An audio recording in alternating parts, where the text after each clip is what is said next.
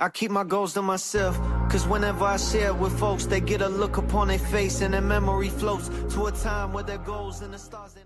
What's good? It's your boy JayThat'sMe. We're going to get into AEW Dynamite from February the 11th, 2026. This was a pretty okay show for the most part. We crowned 2 new champions. We'll talk about that. And we had a pretty decent face-to-face with Kenny Omega and Swerve Strickland. That was pretty okay. So yeah, this was a pretty okay show for the most part. This is all a setup for their big show, AEW Grand Slam, that they're doing this weekend in Australia. So that's cool too. And yes, I'll be watching that as well. I will be watching that. So we kick the show off with Kenny Omega and Swerve Strickland. So they're in the middle of the ring. Swerve gets on the mic first. He addresses Kenny Omega being on top of the company 5 years ago, and conveniently, that's when he last had the title. Everyone talked about Kenny like he was the god of pro wrestling. And when Swerve scratched and clawed his way to the top of the company, where was Kenny? Nowhere to be found. We saw him pop up here and there, and even showed up at the Tokyo Dome. And he teamed with Omega at Anarchy in the Arena, but when Swerve was on top, Kenny was either on a hospital bed or suspended. I like that line there. Meanwhile, the congregation wanted somebody else. Swerve doesn't call himself a god, but he hears people singing "Whose House? Swerve's House." So, Kenny looks to step right back into the title scene, and that makes Swerve think that Kenny is using his EVP power. So Kenny addresses dealing with the Young Bucks last year over this, and promises to keep Omega from doing the same. So Kenny corrects Swerve on one detail. He never called himself the god of pro wrestling. That was the name the fans gave him, because they knew what he brings them. Kenny says that if these people want to believe in him, he'll do what is needed to do things the right way and go after the world title. He says the lights may be on in Swerve's house, but it doesn't really seem like anyone's home, and if he needs someone to help burn that house down, he has just a friend with experience.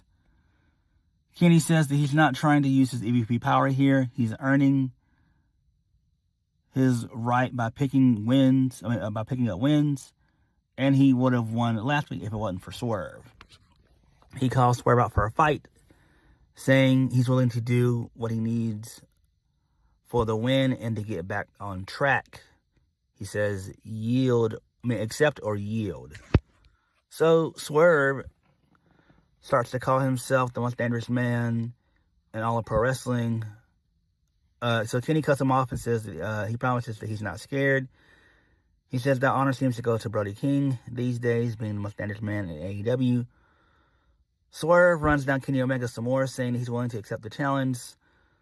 Omega then slaps the shit out of Swerve. And then him and Omega, they have a brawl, which is great. And it ends up with Kenny Omega trying to do a one-wing angel off the stage, but Swerve hits Kenny Omega with something that was in his hand, an object of some sort. I don't know what it was. And both guys crash and burn through a table, which was pretty cool. So I do like that.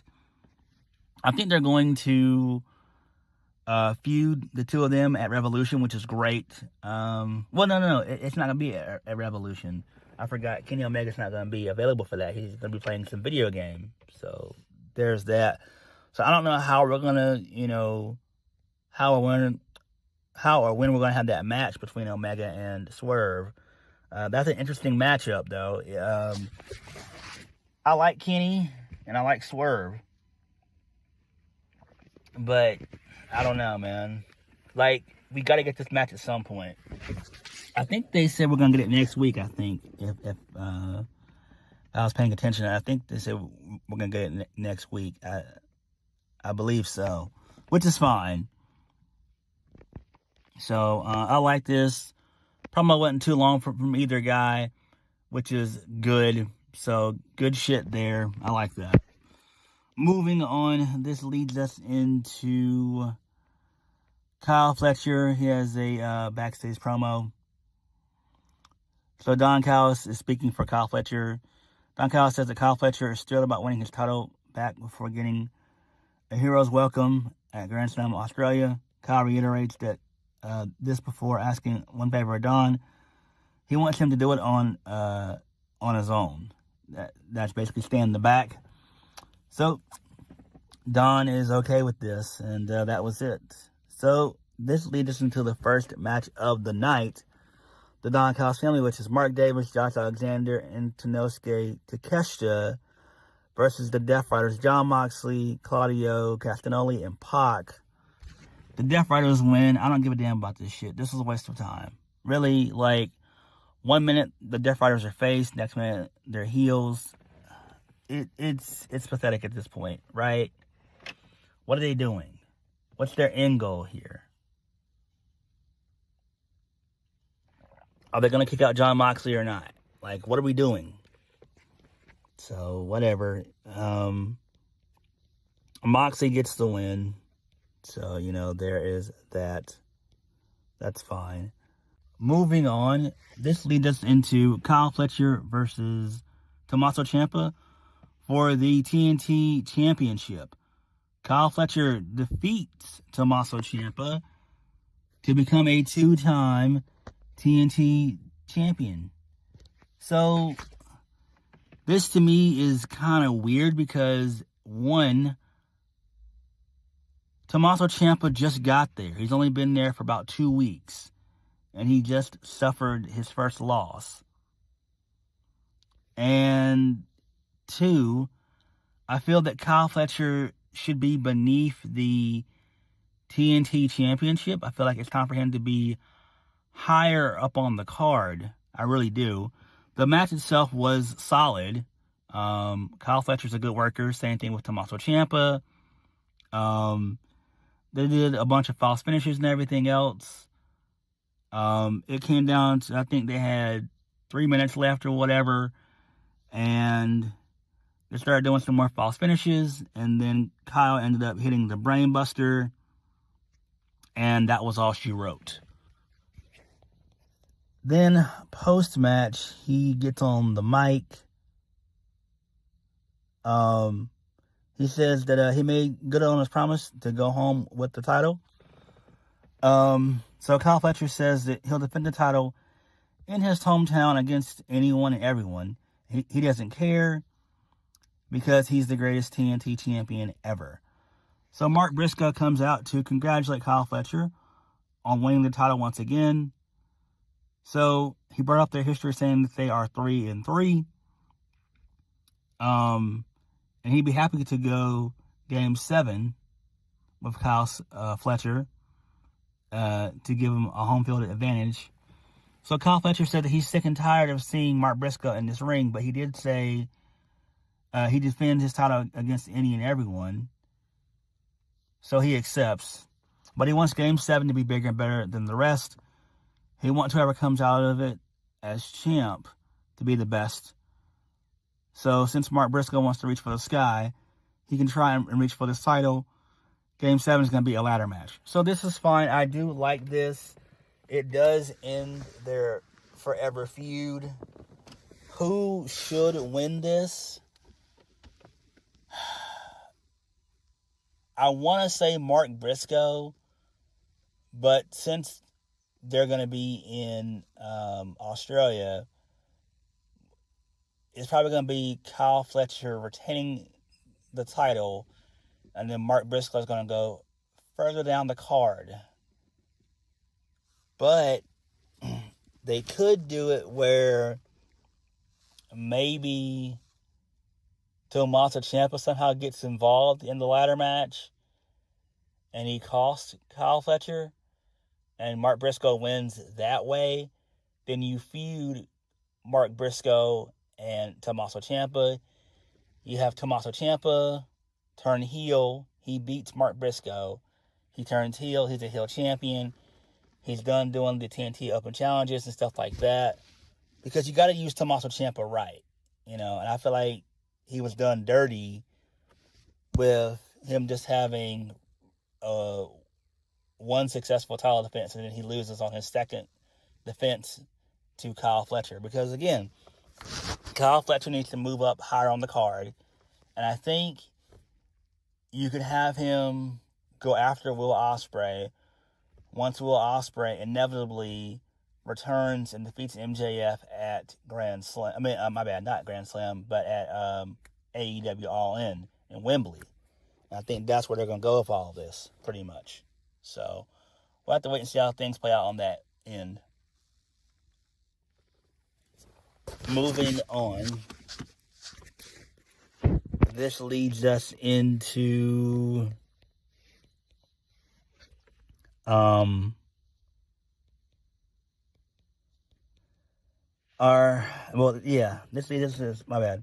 this leads us into Orange Cassidy and Roderick Strong versus the Death Riders. Versus Daniel Garcia and Clark Connors. I didn't watch this. Don't give a damn about this shit. The babyfaces win here. So, whatever. Who cares? Post-match, Toni Storm, she shows up in the crowd. She's got a mic. She said that she's willing to make peace with possibility of being shaved bald, but looks to make Rina Shafir look like something that they would sell at a Spirit Halloween. Then she starts to run down Willa Yuta next, but he's had enough. He grabs the mic. He calls to bring her out. That being Rina Shafir, to bring out Mina Shirakawa. So basically, Mina is trapped in the mother's milk, which is just a sleeper hold. And he cuts a piece of her hair with a pair of scissors. So, whatever. I don't care about this crap. I don't give a shit about this. This is just stupid. Moving on, this leads us into Don Callis and Andrade. They're backstage. So, Don Callis talked about Andrade becoming the next AEW World Champion. And Hangman Adam Page is the next step on that journey at Grand Slam Australia. So, whatever. That's fine, I guess. So, we also hear from Adam Page, who admits that he thought he was facing his pal, Kenny Omega. But instead, But instead, he'll focus on proving Don Callis wrong when he beats Andrade at Grand Slam Australia. And then he speaks in Spanish. And that was it. Okay, that's fine there. Who cares? We all know Hangman's going to win. Moving on, more backstage stuff. Jet Speed addresses looking to get all gold in 20. Oh my bad. Jet Speed, they address looking to get all the gold in 2026. So whatever, who cares? So this leads us into the triple threat number one contenders tag team match. The Rascals, Desmond Xavier and Myron Reed versus the Young Bucks versus Private Party. Yes, Private Party, who's been gone for over a year on AEW television. We haven't seen them in a while. It makes no sense. They're just there to be there. The Bucks end up winning this. Who cares? FTR comes out. They run down the Bucks, make fun of them and everything else. Then there's a brawl that ensues. Whatever. I don't give a shit about this. Again, enough of them trying to do the Bucks and FTR. I'm over that shit. I'm very much over it. Right? With me, the Bucks have go away heat. They really do. So, whatever. Moving on, we get a video package of Will Ospreay. He didn't really say much anything, so it is what it is. Who cares? Moving on, MJF was on this show via video package, so He says the ever-increasing field of contenders for his world championship, Brody King earning his shot at the title at Grand Slam Australia the same night, either Andrade or Hangman, and the shot at Revolution. So whatever, who cares? I don't care about this shit at all. Moving on, this leads us into the main event of the evening.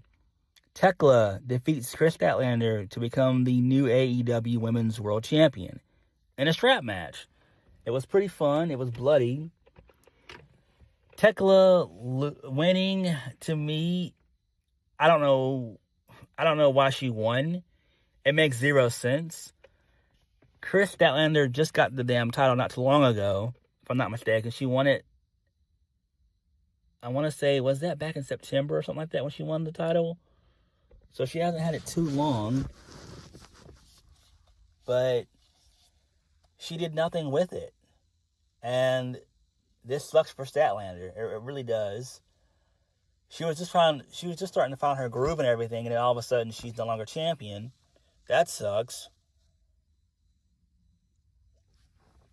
But what do you do with Kris Statlander now? What do you do? Because you can't have another match. You can't come back. Whenever you do stipulations like this and feuds like this, matches like this, you can't come back. You can't put lightning in a bottle again, right? So, I don't know what they can do. I don't know what they'll do with Kris Statlander. I'm hoping and praying that sometime this year, her contract with AEW is up and she ends up making the jump to WWE. She needs it. She needs it. She needs structure. Kris Statlander is good.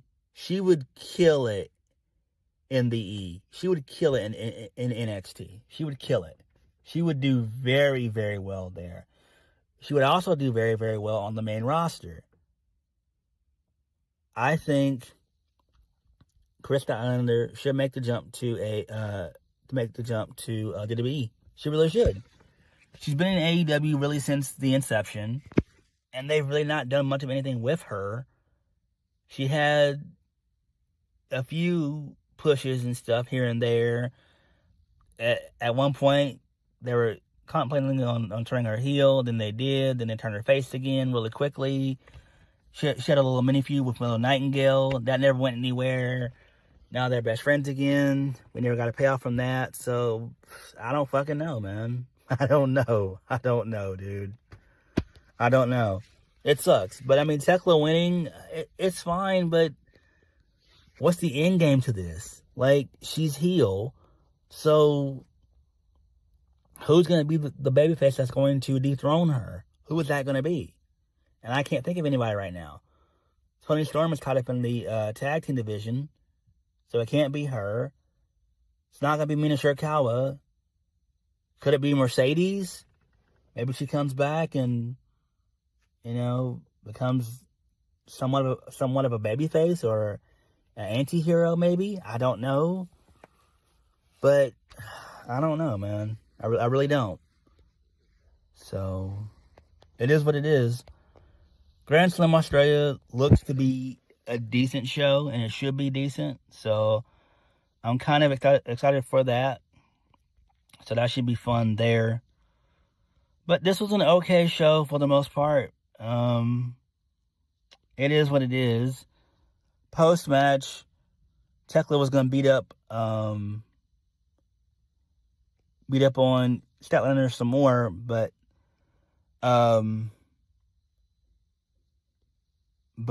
Alex Windsor and Jamie Hayter came out to make the save.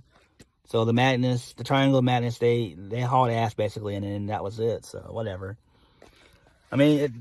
This is fine, I guess, but what do you do going forward with Kris Statlander? Like, what's next for her? Like, really, what is next for her? What is next for her? And, I feel sorry for her. Statlander, in my opinion, deserves better. She really does. But what did you guys think of Dynamite? Let me know. Like, comment, subscribe. Peace.